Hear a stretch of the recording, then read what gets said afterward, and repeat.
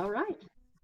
Welcome to Inspirational Journeys, everyone. My name is Ann Harrison, and this week I have the pleasure of speaking with Susie Hayes, who is the author of a book entitled Freed from Stuck.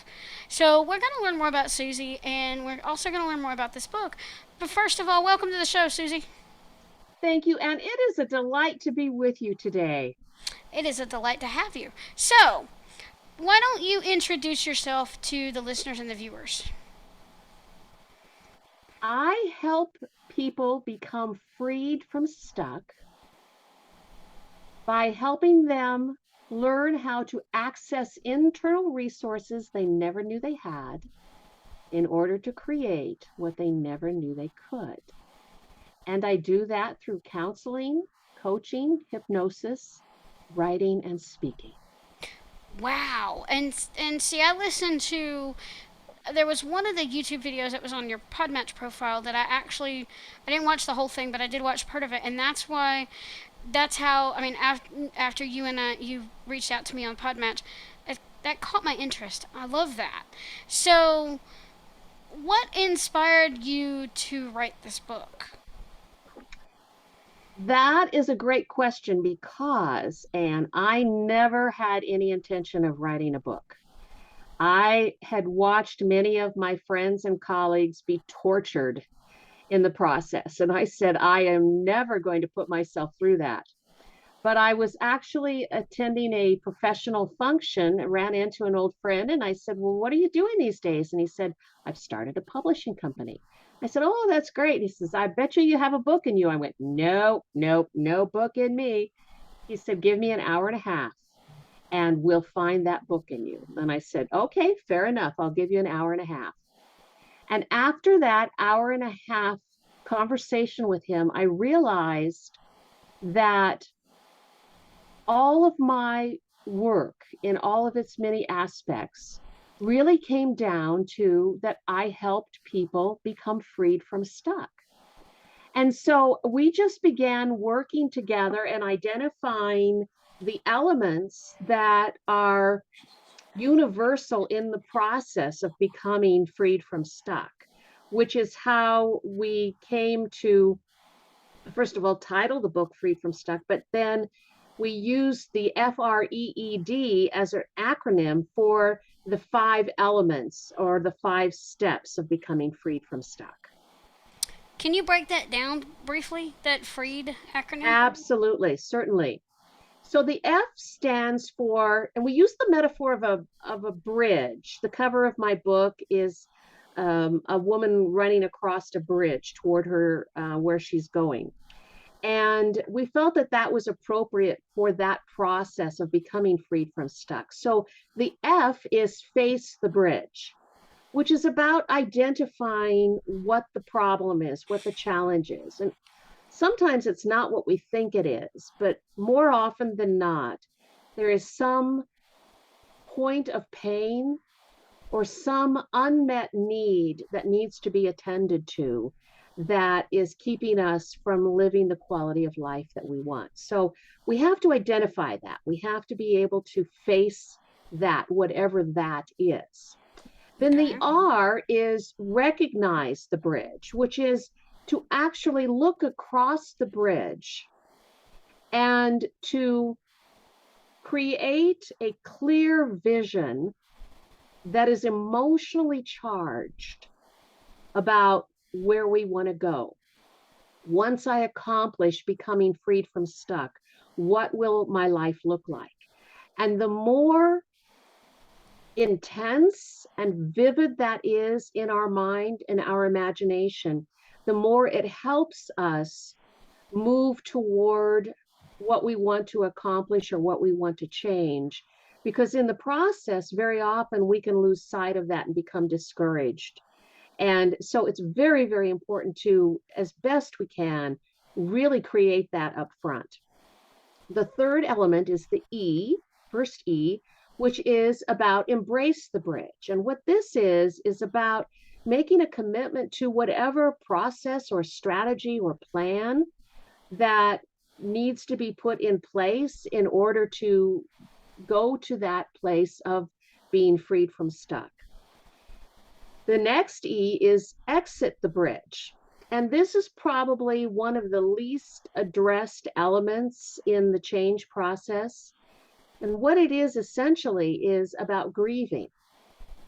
And we don't like to, first of all, talk much about grieving, but whenever we choose to make a change, even if we willfully want it, we must let go of what is no longer serving us. And whenever we let go of something, even if we choose to do it, there is a grieving in that. And if we don't attend to that, sometimes we'll tend to want to go back or to retreat to where we've been because that's what's so familiar.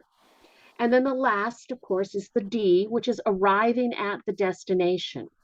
But it's not only arriving at the destination, which is about the accomplishment or the success or the change in lifestyle or relationship. It's also about in that transformational process of change, hopefully we get in touch with our destiny. And by that, I mean, we become more clear about who we are, what is meaningful to us, what our values truly are, what is purposeful in our life, what brings us passion and satisfaction. We really want to use any situation where we've been stuck for our own growth and expansion into being and becoming more of who we really are meant to be. You know, it's interesting you say that because when you said about finding out who we are and what brings us satisfaction and joy, you didn't say joy, but in my heart I heard joy. Um, Yes, finding out our calling or our purpose in life. yes, yes. Yeah.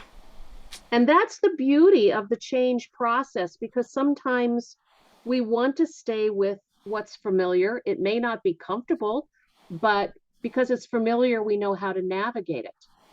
When we choose to find the courage and the hope inside of ourselves to make a change, then we began that journey of transformation. And it absolutely has every possibility of taking us to a greater sense of peace and joy and satisfaction and gratitude. And isn't that where we really want to live? Yes. That is our heart's longing. And that doesn't mean that there won't be hardships along the way. Nope, Yep. not Oh at no. all. And in your book you talk about blocks. Well, have you read the last lecture by Randy Bausch? I have not. Oh, I would encourage you to read that. And for those of Yes. you listening and watching, I did a review on this when I first started the podcast years ago, but I'm going to encourage you to read it again because the blocks, what I see when I read that is the brick wall. And you Yes. either are being thrown over the brick wall, you're climbing the brick wall, or getting freed from stuck, you're removing that brick wall, knocking Yes. it down. And that brick wall analogy always comes back to me because he said, you know, he's got several quotes about the brick wall, and that's what your blocks made me think of when I read the Interesting. book. Interesting. Yes. And, blocks are really connected to our instincts of survival. We don't intentionally block ourselves or sabotage ourselves because we want to be miserable. We're very often just doing the only thing that we know how to do at that point in time. And so we repeat it over and over again very often until we realize that we're not living the way we want to live. We're not getting where we want to go. And so we have to be able to look at the blocks as part of our own inner working with the intention of our self-preservation and our survival and being safe, but ultimately it works against us and we have to be able to put those blocks aside. We have to work with those. We have to work with the fear, with the pain that has been holding us back in order to be able to move forward with courage. Mm. That author again is Randy Pausch. I'm getting him mixed up with Richard Bausch. Sorry, but Okay. yeah. Um, You're right. And that is so true because I've experienced things and I've had to actually journal and, go through that pain to get to the other side to be stronger. Yes, And I may not have taken the same steps, but I, I worked through it. It was not yeah. easy, but you have to crawl before you can walk. You have to crawl before you can walk, walk before you can run, and sometimes you have to climb those what seems to be those impossible hills. Ugh. Yes. Um. It's true. Yeah, and it's so important you recognize that in your own journey Mhm. and that it isn't easy sometimes, which again is why it's really important that second element of recognizing the bridge, of having a clear picture of where we're going. It makes it a little easier because when it gets tough, when it gets hard, when we want to retreat to default patterns, it's easy to become discouraged in that. But you're absolutely right. It's not that becoming freed from stuck is easy. It's just that if we understand those elements, then we have what we need to be able to accomplish that and to sustain it. Right. And when you use the metaphor of the bridge, I think back. I'm a writer myself, and I pictured a bridge in the rain, trying to cross a bridge Mm. in the rain, it brought me back to that reflection of the idea. And I haven't messed with that story that I wrote for that, but that idea just came to my mind years ago, and now I think, wow, that you're what you're talking about. That's the metaphor. And I love that. And I don't think I had ever really thought about it in that way, I guess because I picture the bridge as being, somewhere where it's sunny, but you're absolutely right. Sometimes you're crossing that bridge and it's raining and the wind is blowing and it doesn't feel like it's safe because the bridge might be moving or swaying. I love that, Anne. I had not really thought about that. Right. Thank you. That is so insightful with regard to how the process really is. Wow. And I didn't even think of, when I saw the picture, I thought in my head, I'm thinking, okay, this is a story idea, but there was more to it than that, Yeah, which I thought yeah. was amazing. So, why don't we talk about your writing process? Did you actually write this, or did the publishing company help you write that after interviews? Because I read that with the publishing company. So, talk about your process. Did you outline it? How did it work? The way that it worked for us, because if honestly, if it had been up to me to sit down and write copy every day or have that kind of process, I'm not sure I would have been able to do that. I just had many things that I was already committed to. But the way that we worked with it in the process is we actually sat on the calendar 3 days, 2 hours each day, in which Marty interviewed me intensely. And it was just a flow of consciousness. And he prepared these amazing questions after really listening to my telling him about my work and my thoughts. And he put together these questions. And for 2 hours, 3 days in a row, basically, we just spilled everything on the paper out of my own mind. And then he took all of that information and began to look it over. And that's when he actually came up with the idea of let's do this acronym, let's do a bridge thing. So I credit him with that creative element of taking the essence of what I was sharing and what I knew to be true in terms of my work and my own personal journey, and he laid that out, and then he put the structure in place, and then we just began to work on it and edit and edit and edit and edit, and that was the process. And then of course, as you know, there's the process of designing the cover and getting the message right, and we spent hours and hours on that, and we scoured pictures of bridges and what did we want to communicate. And so even refining the piece of Well, we want to make the focus of the book not the struggle of the process, but the arrival of the destination. So then that kind of clicked in place. And it was like, oh, yeah, we want someone to be moving toward the end of the bridge. And so he found this perfect uh, photo for us to use on the book. So yeah, it was an interesting process, and I give him much credit in terms of structuring it. And then it was just my responsibility to go back and edit it and fine tune it. And yeah, so that's kind of how it came about.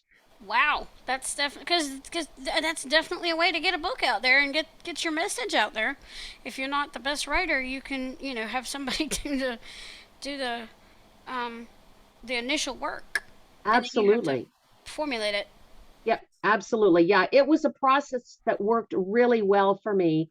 And what he did also is he sort of held my feet to the fire in that we put together a calendar of I don't remember how many months it was, but it was like we're not going to drag this out, right? We've got this body of information that is so useful and so powerful in terms of helping people change their lives. Let's not sit on this. Let's not drag our feet.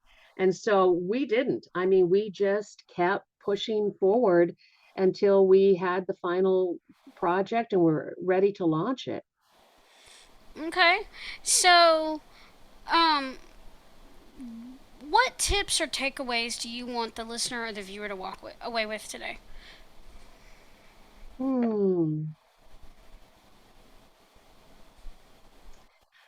I want the listeners today to understand and appreciate that they truly do have internal resources to create change in their lives. I want them to have hope in that and believe in that. And I also want for those who are struggling with being stuck to refrain from self condemnation and self shaming and to be able to trust the accessing of those internal resources and to reach out and trust their wisdom in finding any external resources that need uh, to be there to support them because sometimes accountability, which by the way is different than policing, is really useful in the change process because sometimes we need that external encouragement and support and insight to be able to move forward in the way that we want. So I guess I would want to leave a message of hope and encouragement. Okay, so where can people find you online? They can find me at my website, which is freedfromstuck.com. Okay, so there's one more thing I'm going to ask you in closing, and this was inspired by another podcast I listened to. So, what is your call to action? You have a resource or a challenge you want to leave the listener with? What is your call to action for today?